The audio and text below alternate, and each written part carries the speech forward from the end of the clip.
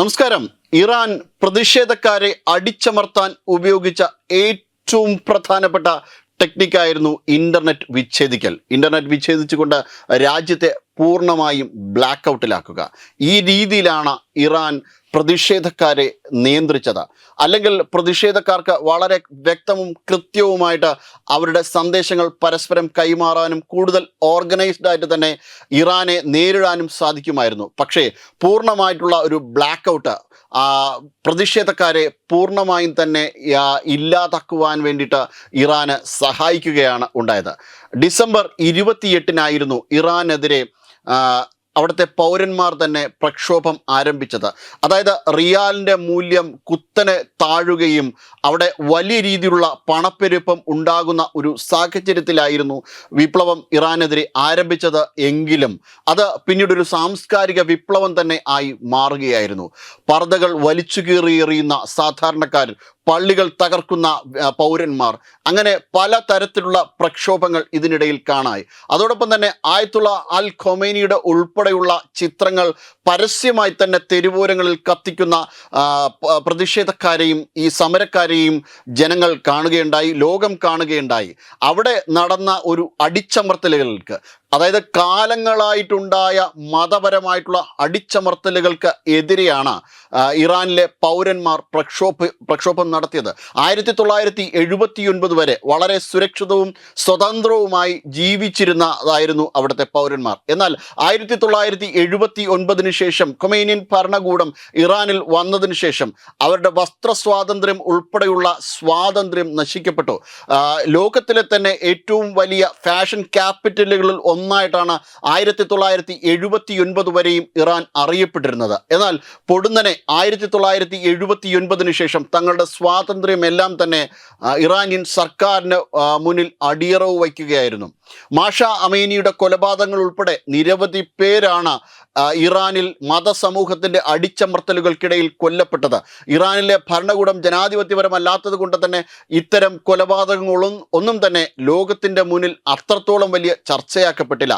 ഇപ്പോൾ ഈ പ്രതിഷേധത്തിനിടയിലും ഈ പ്രക്ഷോഭത്തിനിടയിലും നിരവധി ആൾക്കാരാണ് ഇറാനിൽ കൊല്ലപ്പെട്ടത്. ഇതുമായി ബന്ധപ്പെട്ട് ജനുവരി 8 ആദ്യമായിട്ട് ഇറാൻ ഇന്റർനെറ്റ് വിച്ഛേദിക്കൽ നടപ്പിലാക്കിയത്. ഇന്റർനെറ്റ് ഉപയോഗത്തിൻ്റെ നിലവാരത്തെ ഇത് 2% താഴെയാക്കി കുറച്ചു.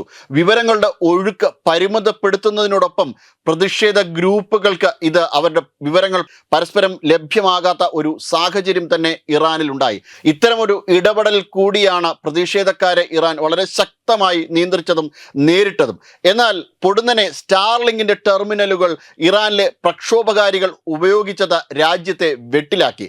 2025 മസ്ക് ഇറാനിൽ സ്റ്റാർലിങ്ക് സേവനങ്ങൾ പ്രവർത്തനക്ഷമമാക്കിയതിനു ശേഷം ഇത് കൂടുതൽ സജീവമായിട്ട് ഇറാനിലെ പൗരന്മാർ സ്റ്റാർലിങ്കും ഉപയോഗിച്ചിരുന്നു. ഇത്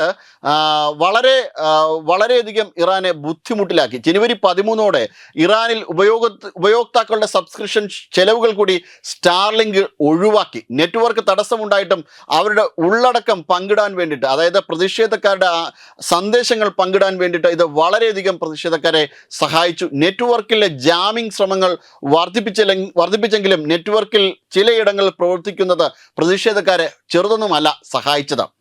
അതേസമയം സ്റ്റാർലിങ്ക് നെറ്റ്വർക്ക് പ്രവർത്തനരഹിതമാക്കാൻ ഇറാൻ ബഹുമുഖമായ സമീപനങ്ങളാണ് സ്വീകരിച്ചത്. കൂക്ക ബാൻഡ് ഉപഗ്രഹ സിഗ്നലുകളെ ലക്ഷ്യമിടാൻ മൊബൈൽ ജാമിംഗ് ഉപകരണങ്ങൾ ഉപയോഗിച്ചത് പ്രാദേശികമായ ബ്ലാക്ക് ഔട്ടുകൾക്ക് കാരണമായി. അത് സജീവമായി ഉപയോഗിച്ചപ്പോൾ രാജ്യത്തുടനീളം ഒരു കംപ്ലീറ്റ് ബ്ലാക്ക് ഔട്ട് എന്ന നിലയിൽ തന്നെ ഇറാൻ ഇത് പൗരന്മാർക്ക് നേരെ ഉപയോഗിച്ചു. അതുപോലെ GPS സിഗ്നലുകളെ തടഞ്ഞ് അതുവഴി ഉപഗ്രഹ ലോക്കിംഗ് പ്രവർത്തനരഹിതമാക്കാനുള്ള ശ്രമങ്ങളും വിജയിച്ചു. ഇത് 80% സ്റ്റാർലിങ്ക് പാക്കറ്റുകളെയും പ്രവർത്തനരഹിതമാക്കി. റഷ്യയിൽ നിന്ന് നേടിയ ഏറ്റവും പ്രധാനപ്പെട്ട അത്യാധുനികമായ ഇലക്ട്രോണിക് ഉപകരണങ്ങളാണ് ഇതിനു വേണ്ടി ഇറാനെ സഹായിച്ചത്.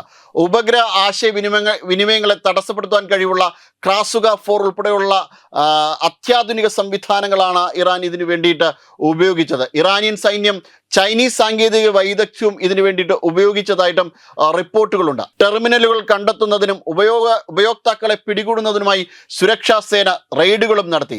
ഇറാനിയൻ സർക്കാർ സ്റ്റാർലിങ്ക് ടെർമിനലുകളുടെ ഉപകരണങ്ങളും ആയുധങ്ങളും രാജ്യത്തേക്ക് കടത്തിക്കൊണ്ടുവന്നതിലൂടെ വലിയ ഒരു അട്ടിമറി ശ്രമമാണ് ഇസ്രായേലും അമേരിക്കയും നടത്തിയതെന്ന് ഇറാൻ ആരോപിച്ചു. ഇസ്രായേലും അമേരിക്കയുമാണ് ഈ പ്രതിഷേധക്കാരെ സഹായിച്ചതും അവർക്ക് വേണ്ടിയിട്ട് ആയുധങ്ങൾ കൊടുത്തതും ഇറാനിലേക്ക് ഇൻ്റർനെറ്റ് സൗകര്യങ്ങൾ ഏർപ്പെടുത്തിയതും സ്റ്റാർലിങ്കിൻ്റെ ഇൻ്റർനെറ്റ് സൗകര്യങ്ങൾ ഏർപ്പെടുത്തിയതും എന്നും ഇറാൻ ആരോപിച്ചു. അതായത് വളരെ ശക്തമായ, വളരെ സാങ്കേതികമായി മികവാർന്ന ഒരു ശ്രമത്തിലൂടെയാണ് ഇറാൻ പ്രതിഷേധക്കാരെ ഒന്നടങ്കം അടിച്ചമർത്തിയത്. ഇത് വലിയ രീതിയിലാണ് ഇറാനിയൻ സർക്കാരിനെ സഹായിച്ചത്. അല്ലെങ്കിൽ ഒരുപക്ഷെ ഇറാനിൽ ഒരു ഭരണ അട്ടിമറി തന്നെ നടന്നേനെ. എന്തു തന്നെയായാലും ഇറാന് പ്രക്ഷോഭങ്ങളെ വളരെ ഫലപ്രദമായി അടിച്ചമർത്താൻ സാധിച്ചു. വെബ് ഡെസ്ക് തത്തുമൈ ന്യൂസ്.